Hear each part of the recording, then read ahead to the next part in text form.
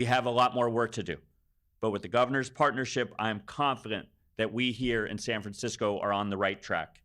And with strong partnership and continued investment, we will continue to move forward. Thank you. Let's go 49ers. And I would like to introduce the California Health Secretary, Kim Johnson.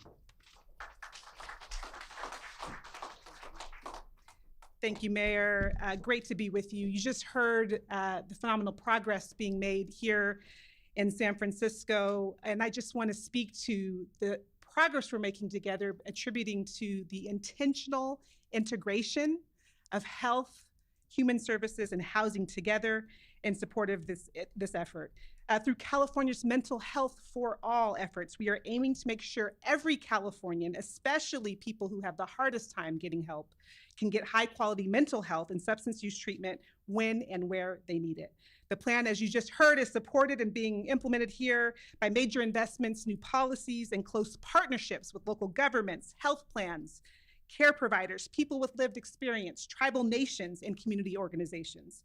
The state is adding more treatment services and housing, growing and diversifying the workforce that is supporting every individual and making care more culturally and linguistically responsive.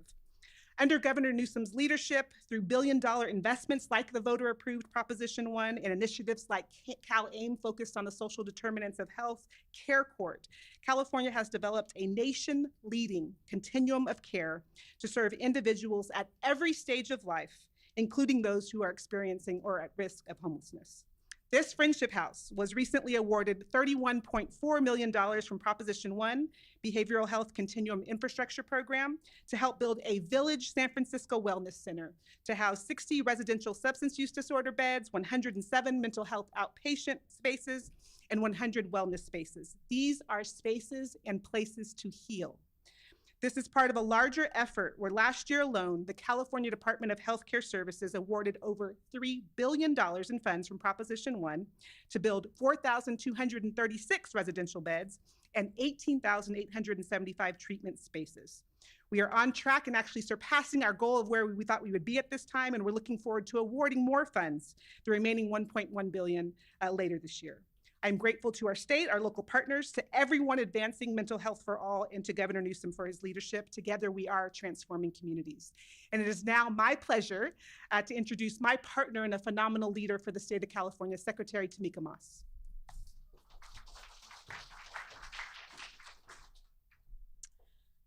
Thank you, Secretary Johnson. Good morning. It feels good to gather for good news, doesn't it? Well, today is a good day. We are announcing the awards of more than $420 million to our HAP program awardees who are making a difference in their local communities every day. You heard from the mayor the incredible work that San Francisco is doing to address housing and homelessness in our communities. We are seeing that work happen all across the state. It's programs like HAP that allow local jurisdictions to apply culturally responsive programs and services and housing for those that need it the most. We are often asked, is California on the right track? Do we know what solutions work to address our housing and homelessness crisis? Well, folks, the answer is yes. It is evidenced by the work of this program. It is evidenced by what is happening here at Friendship House, and it is exactly what leadership looks like. This governor, this legislators investing in programs like HAP that allow communities to not only look at investments, but also to track outcomes, to use data and evidence to ensure that every single dollar that is being spent on solutions that work.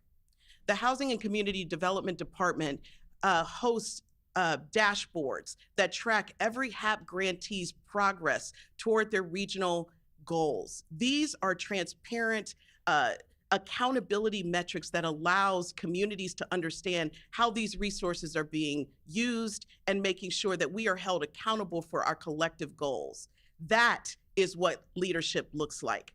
Despite the federal headwinds that we are facing, California shows up. It is this governor and this legislature that continues to invest in solutions that work. We also have our tribal HAP program that is open and receiving applications. These resources allow our federally recognized tribes to invest in addressing housing and homelessness in their own communities. It takes a village, y'all, to be able to have the kind of impact that California deserves. And guess what? It's working. We are seeing results, and we cannot take our foot off the gas if we are going to ensure that every single Californian has a safe and affordable place to call home. It is now my great pleasure to introduce our governor of the great state of California, Gavin Newsom.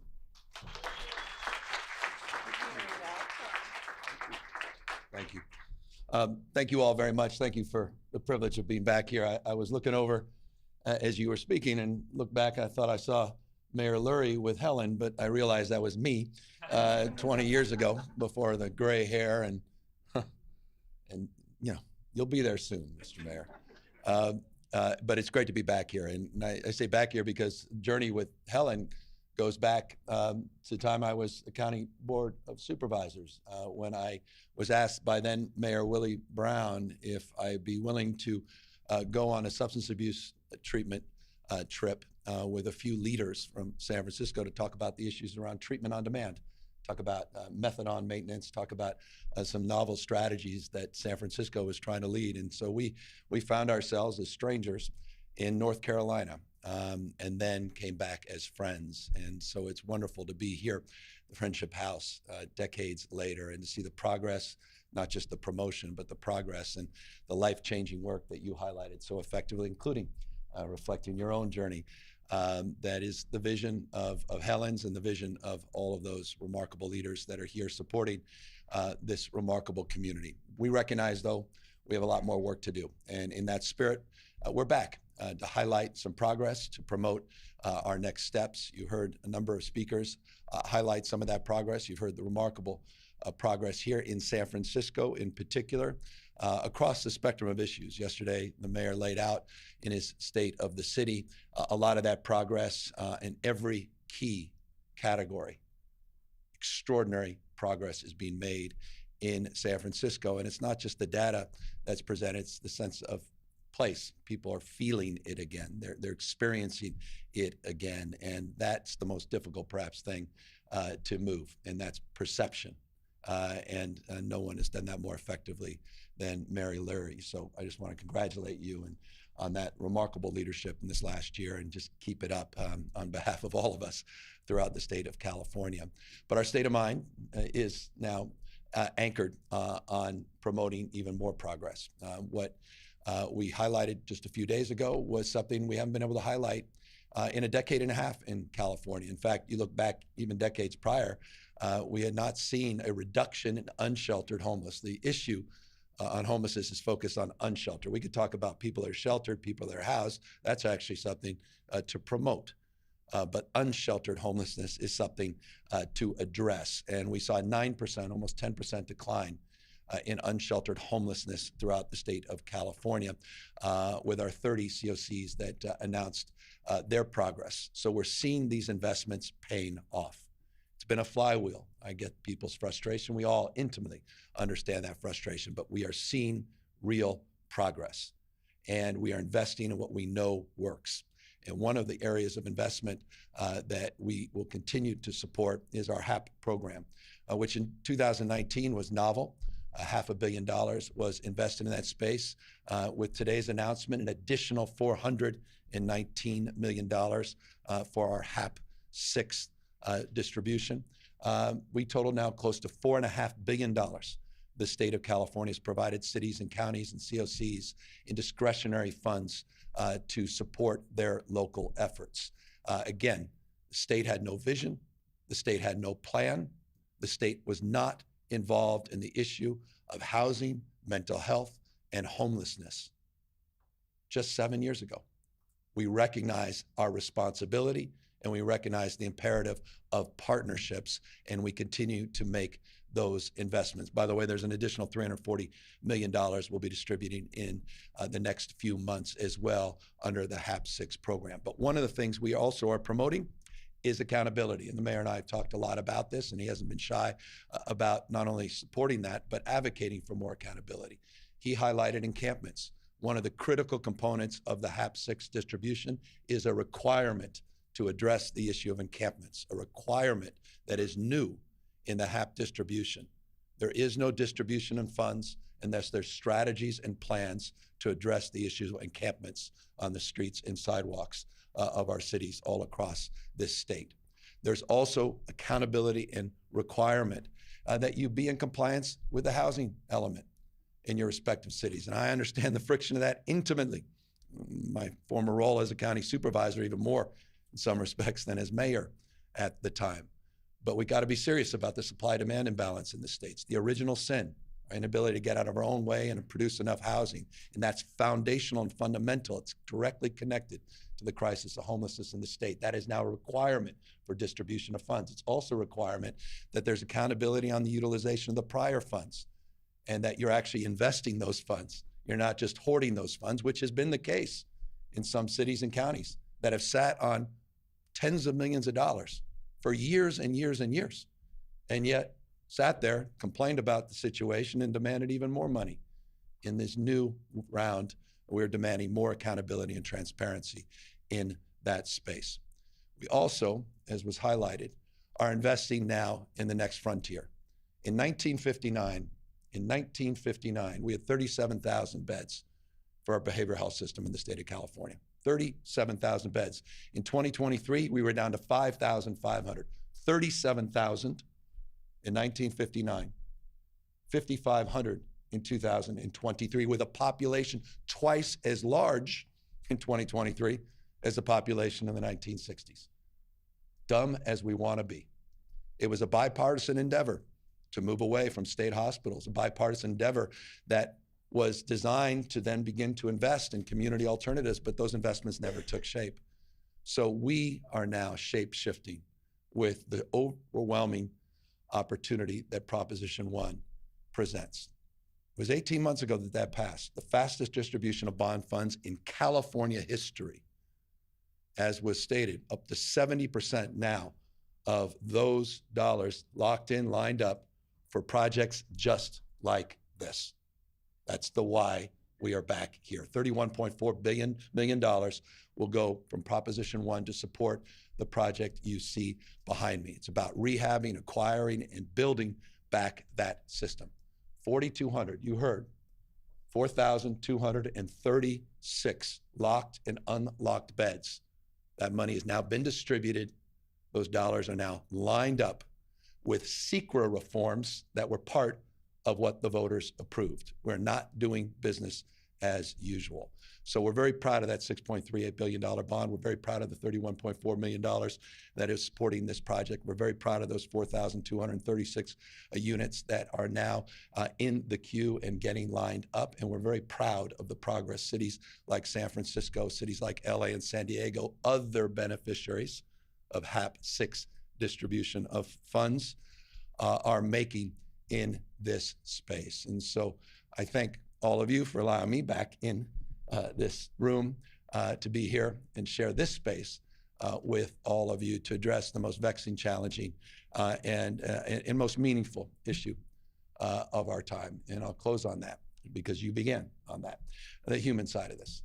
And I just want to acknowledge everyone's journey is unique. Everyone's expression is unique. And that's what makes this so challenging. One size does not fit all. And so the issues, the Native communities are unique and distinctive. And it's incredibly important, as Christina Snyder and others remind me all of the time, that our strategies reflect the diversity within our state, the unique needs and characteristics, but also, as defined, final words, in that frame community. People should not be struggling alone, nor can they necessarily recover alone. And so it takes, you said it, a village, but it also takes people willing to be members of that community. And so for all of the caregivers and counselors and support staff also supported $2.4 billion in Proposition 1, I just want to thank you for your example and your inspiration as well. With that, I have two things to say. Number one, the mayor has to be mayor, so he has to go. Number two, we're here to answer all the questions you may have had for him and any questions you may have for me as well. All right, we are going to continue to follow that throughout the rest of the day. But that was Governor Newsom announcing new investments to tackle the homelessness and mental health crisis in the state. Again, we're going to be following that Q&A and bringing more information streaming right here on CBS News Bay Area. But in the meantime, let's get back to our 49ers coverage. Fred Warner's comeback story is on hold for now. But there is another 49er on track to return from an injury this weekend in Seattle. Matt Lively explains. This is the Audi Red and Gold Report. It's official. Fred Warner will not play Saturday night against the Seahawks. However, Kyle Shanahan remains confident that he can return if there's an NFC Championship game, but that might be putting the all-pro linebacker before the horse. We got to beat Seattle, bro. We got to beat Seattle. Let's just pump our brakes now, everybody. We got to beat Seattle this week. Ricky Pearsall remains optimistic that he'll be able to suit up this weekend. He missed the last 2 games with a knee injury, but he wants to be out there even if he's not 100%. How good can you get it to be feeling in the training room? And then when you step on the football field, excuse my language, but it's like and go, you know what I mean? So it's one of those injuries that it's not going to heal up until I'm fully rested and done, and I can't do that right now. For the Red and Gold Report, I'm Matt Lively. For more on tomorrow's matchup, you can join Matt Lively and Vern Glenn for their weekly Red and Gold Report. That airs tonight, 7:30 on KPIX and streaming on the free CBS News app. Now back to the verdict in the case of the murder of Grandpa Vicha. The attack was caught on surveillance video. And a warning, it is tough to watch. 84-year-old Vicha Ratana Pakti was attacked while he was on a walk outside his home there in the Anza Vista neighborhood. You saw Watson there crossing the street, violently pushing him, knocking him unconscious, and Grandpa Vicha died days later from his injuries. Watson was found guilty of involuntary manslaughter. The jury acquitted him of first and second degree murder as well as elderly abuse. Watson was 19 at the time of the attack. The start of the trial was delayed for years, and his defense argued that the attack stemmed from a mental health breakdown and a stressful encounter he had had with